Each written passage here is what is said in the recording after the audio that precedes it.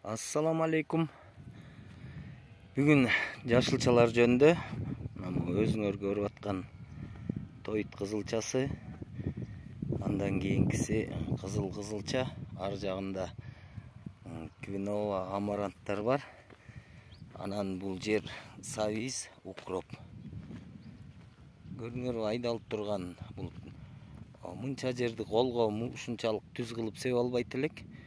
Муну мына моул сейилканын жардамы менен сепкенбиз. Бул сейилка точного высева деп коет, ручной. Муну менен башбурчакка, бабыга чейинки болгон уруктун баарын сепсеңер болот. Мындай дисктер бар, ар бир өсүмдүктүкү өзүнчө болот. Андан тышкары мына глубинасын каалаган тереңдикте себе аласыздар. Бул бункери. Андан тышкары бул жерде жер семирткич салган бункер бар. Бул жердеги маркер. Муну каалаган аралыкты коюп алсаңыздар болот. Анан бул жер менен үрөн себилет, андан кийин бул үрөндү жаап берет. Муну менен таптап коесуңар.